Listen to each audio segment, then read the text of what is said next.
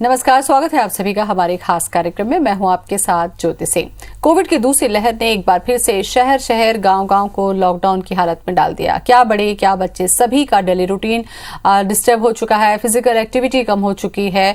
और ऐसे में अगर हम बात करें तो सबसे ज्यादा असर बच्चों पर पड़ा है, क्योंकि बच्चे घर में कैद हो गए हैं, ना बच्चों की एक्टिविटीज हो रही है, ना स्पोर्ट्स हो रहे हैं। ऐसे में बच्चे ज्यादा सबसे परेशान हो रहे हैं। और सबसे बड़ी बात है कि ये कहा जा रहा है कि जो तीसरा लहर होगा वो बच्चों को सीधे इफेक्ट करेगा। ऐसे में बच्चों को हम फिजिकली फिट कैसे रखें और मेंटली किस तरीके से स्ट्रांग बना सकें, ये हमारे लिए बेहद जरूरी हो गया है। क्योंकि घर में जैसा माहौल रहता है बच्चे भी उसको फॉलो करते हैं। इसलिए कोशिश करें कि आप भी योग का सहारा लें और आपके साथ साथ बच्चे भी योग का सहारा लें, क्योंकि योग ही एक ऐसा माध्यम है जो आपको शारीरिक और मानसिक दोनों ही तरह से स्वस्थ रखता है। तो चलिए शुरू करते हैं अपना खास कार्यक्रम।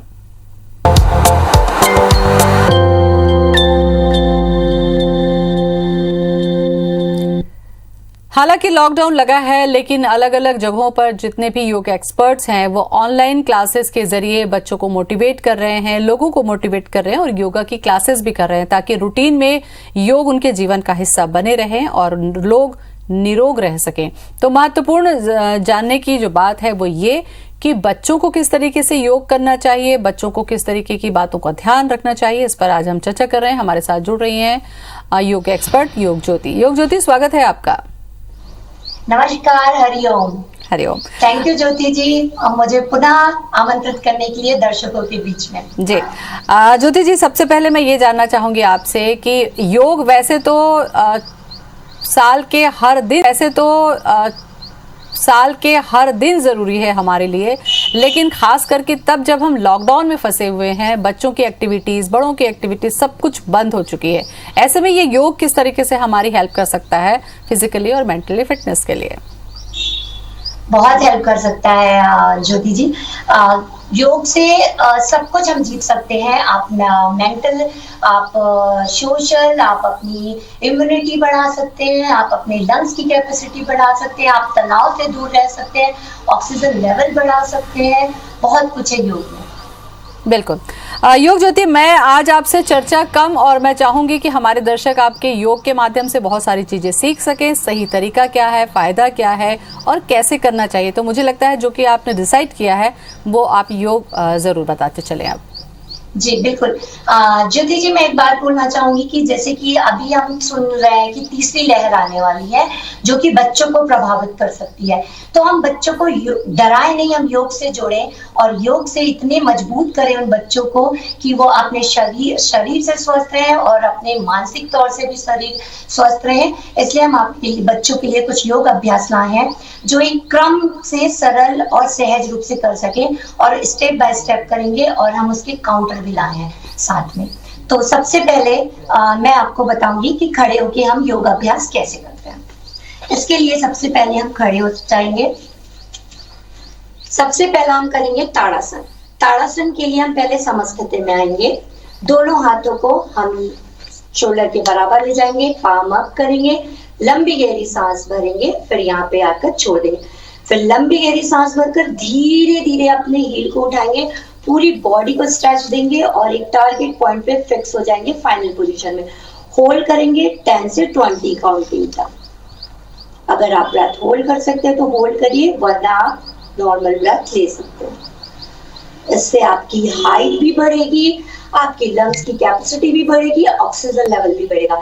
इसी अभ्यास को हम थोड़े से गैप में स्टार्ट में करेंगे। लंबी गहरी सांस भरेंगे और होल्ड हो जाएंगे। अभी ऐसे महामारी लॉकडाउन के समय में बच्चे बाहर नहीं जा पा रहे हैं, अंदर है, घर में बोर हो रहे हैं, तो खेल खेल में ये अभ्यास बच्चे करें, हाइट भी बढ़ेगी और इम्यूनिटी भी बूस्ट होगी।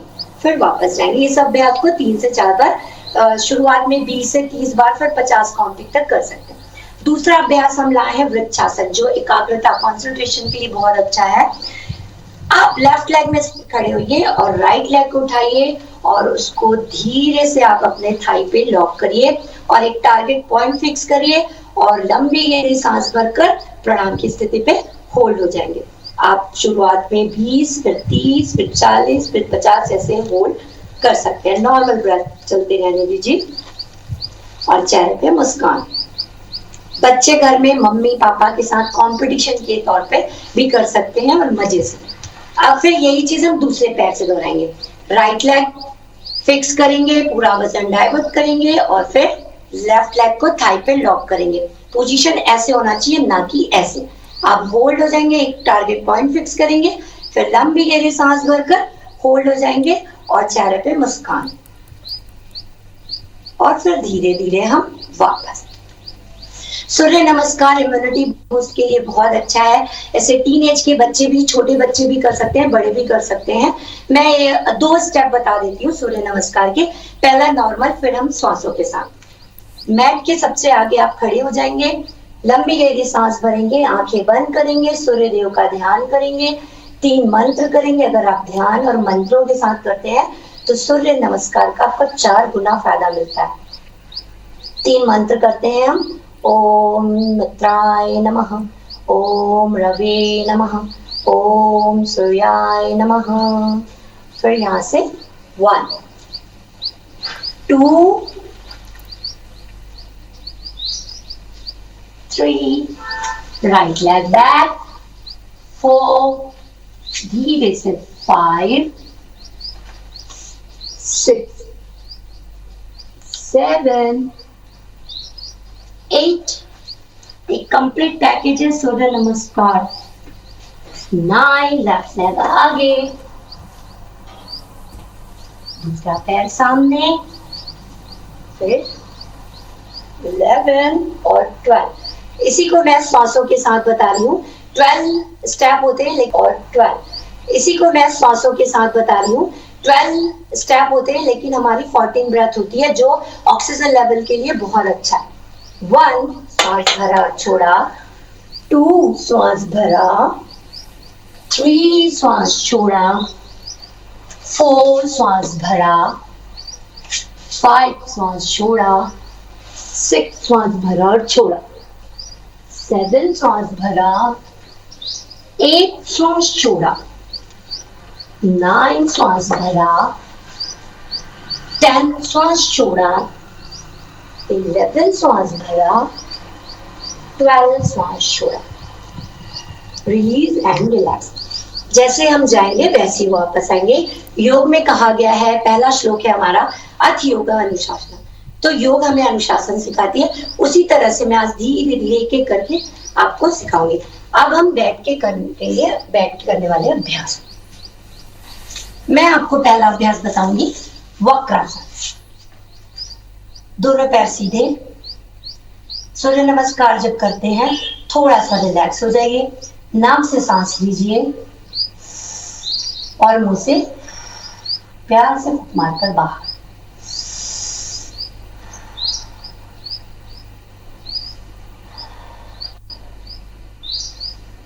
तेज श्वासों में कभी भी कोई अभ्यास ना करें।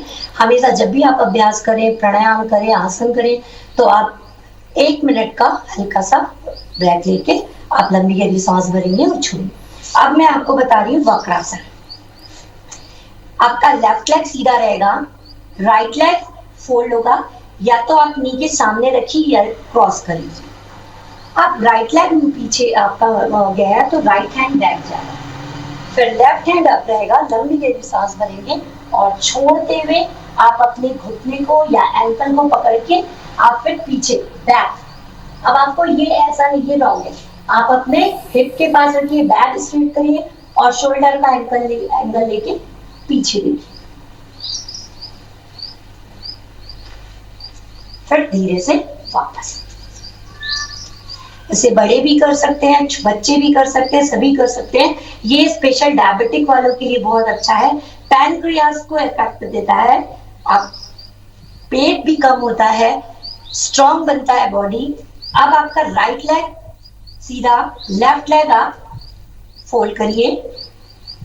अब आपका left hand back, right hand up करिए, लंबी गहरी सांस भरिए और छोड़ते हुए आप, अगर बहुत फ्लेक्सिबिलिटी है तो आप फिर नी को पकड़िए, नहीं तो एंकल को पकड़िए, और अगर आपका हाथ यहाँ तक भी रुक जा रहा है तो आप ये वाला ऐसे कर सकते हैं।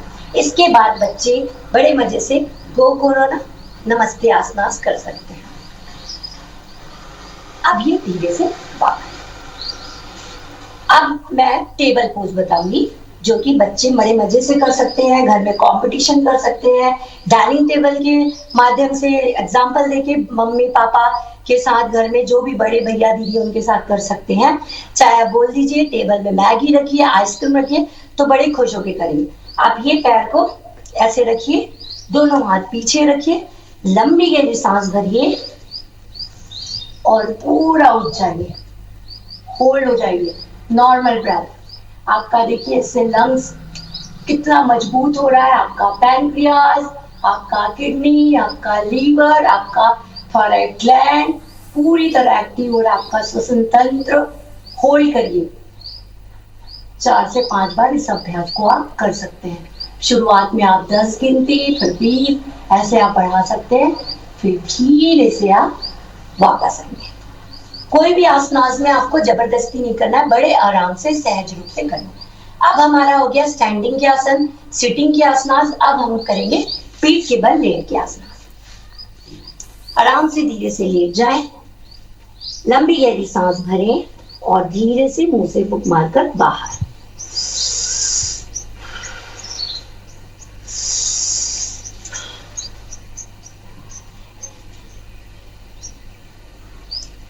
अब हम करेंगे बोट आसन। बोट आसन आप अभी देख रहे होंगे लॉकडाउन में बच्चे बहुत आलस फील कर रहे हैं। उसके लिए सबसे अच्छा बोट आसन है जिससे आलस पूरी तरह से दूर होता है और आपका कोर बहुत मजबूत होता है।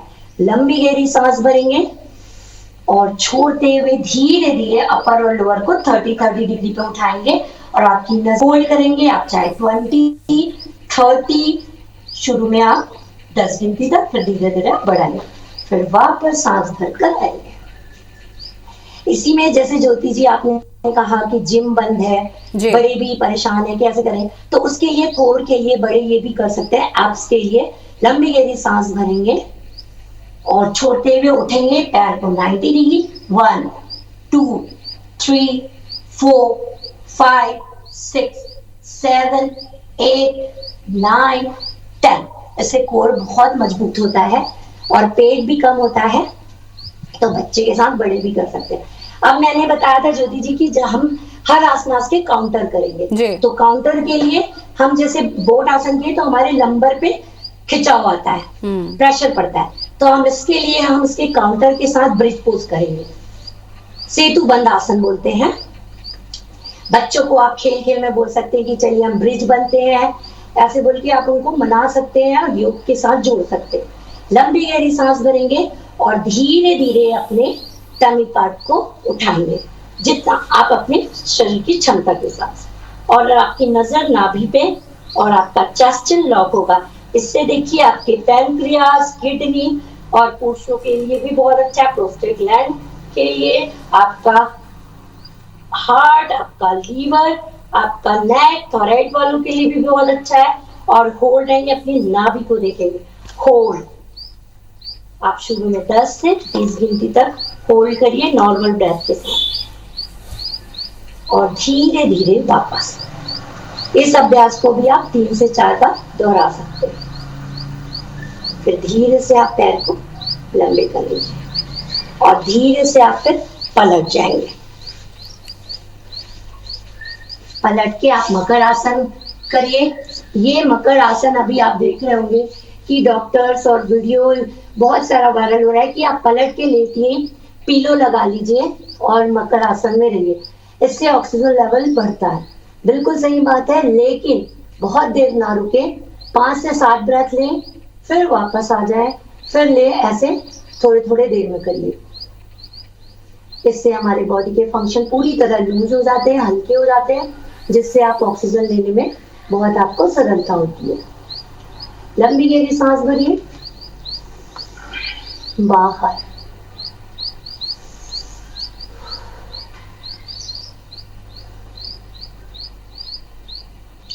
इसी में एक बाल आसन होता है, मत्स्य आसन भी बोलते हैं आप।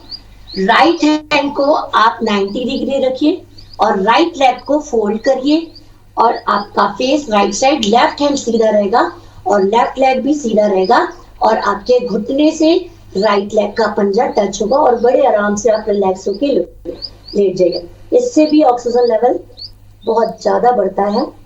यह अभ्यास में भी आप 4 से 5 ब्रेथ लीजिए और छोड़िए। एकदम हल्का निश्चल भाव से आराम से रिलैक्स छोड़ दीजिए। वापस ये इसी क्रिया को दोहराएंगे दूसरे साइड।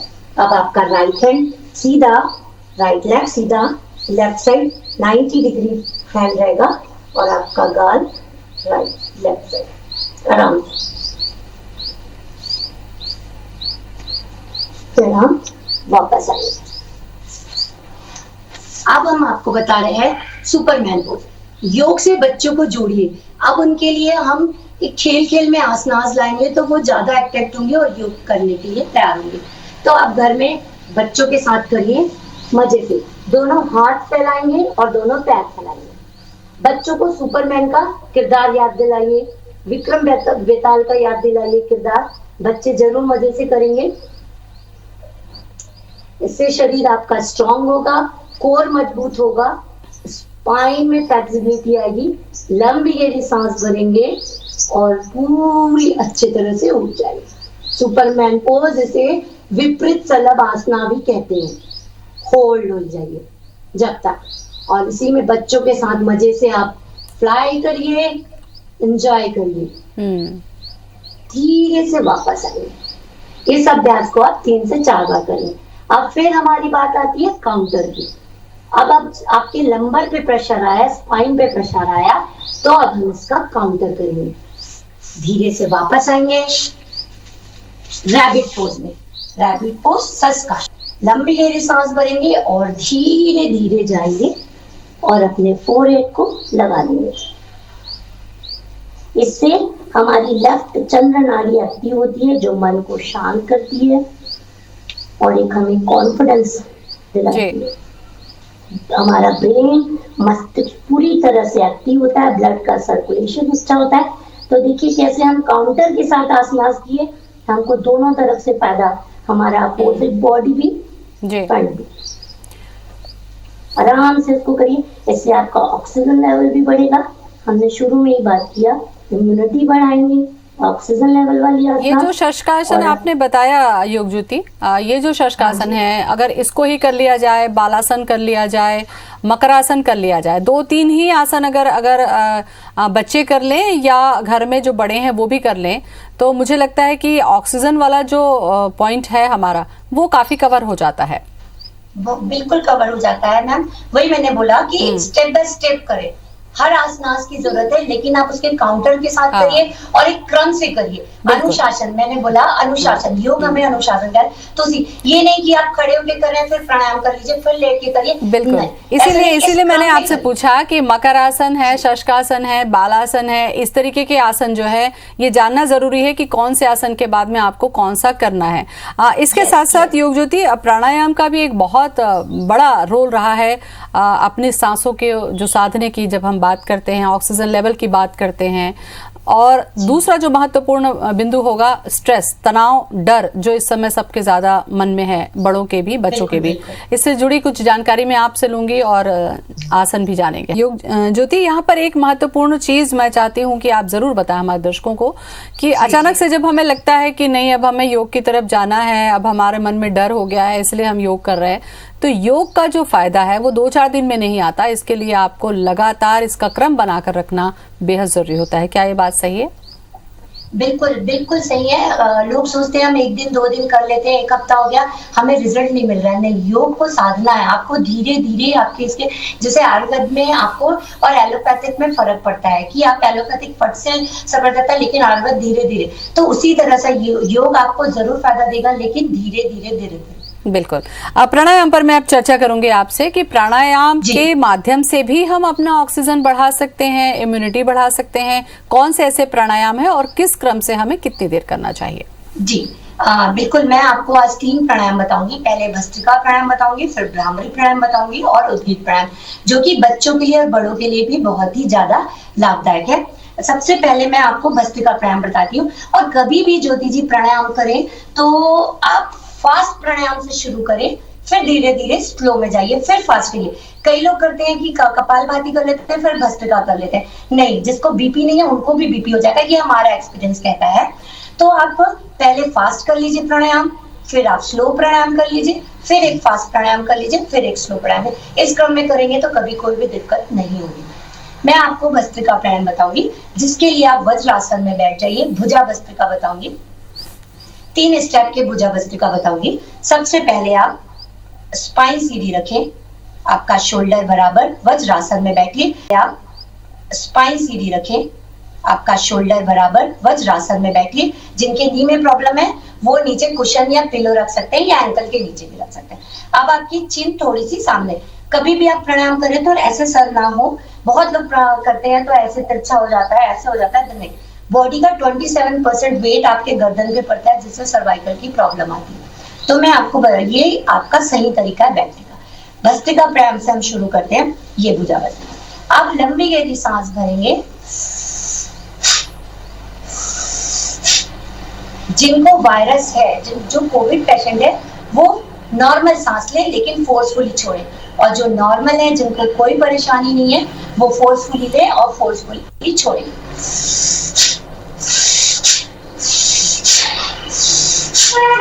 हार्ट पेशेंट ना करें, हाई बीपी वाले थोड़ा स्लो करें, लेकिन करें जरूर। अब इसी का दूसरा स्टेप है लंबी। बहुत सारी महिलाओं की खासकर शिकायत होती है कि मेरे आर्म्स मोटे हैं, लूज पड़ गए हैं, तो उनके लिए ये स्टेप बहुत ही अच्छा है। सांस भरेंगे, फोर्सफुली छोड़ेंगे। ये अभ्यास आप 20-20 के काउंटिंग में करिए। जैसे 1 2, सांस भरा, छोड़ा, ऐसे 20-20 के। हर स्टेप के बाद आप 2 से 3 ब्रेथ लीजिए।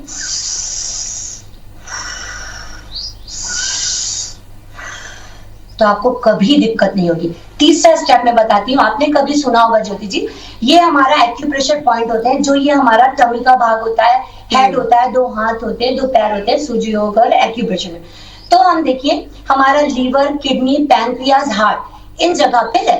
तो हम इसमें आपका दोनों चीज हो रहा है। सांस भरा, बैक, मुट्ठी बंद, देखिए, छोड़ा, भरा, छोड़ा। आपके अपर बैक में भी प्रेशर आ रहा है, देन आपका एक्यूप्रेशर भी हो रहा है, प्लस आपका लंग्स भी स्ट्रांग हो रहा है और ऑक्सीजन लेवल भी बढ़ रहा है।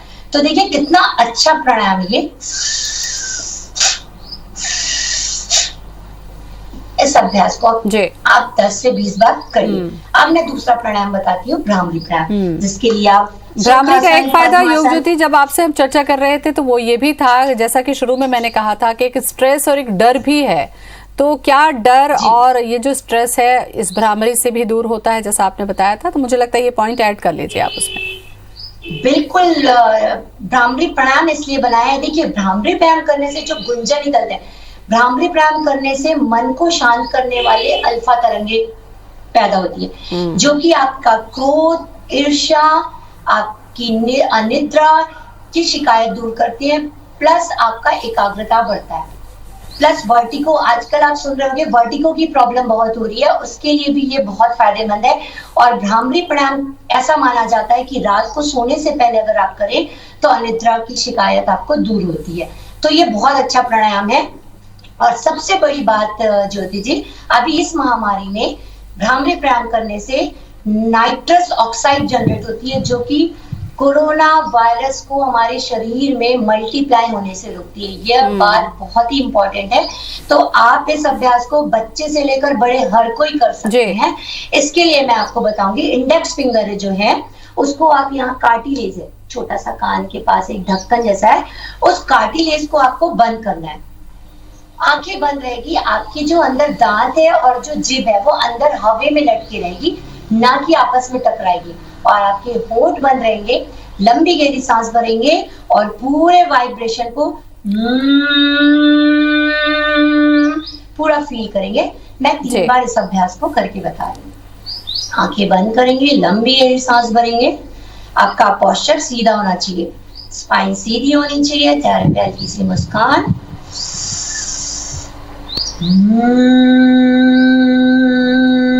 जी,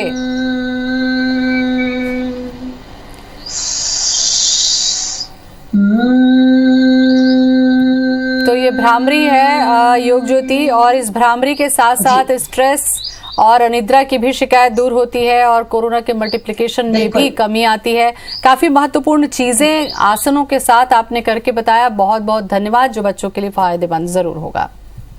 बहुत बहुत धन्यवाद। एक प्रणाम।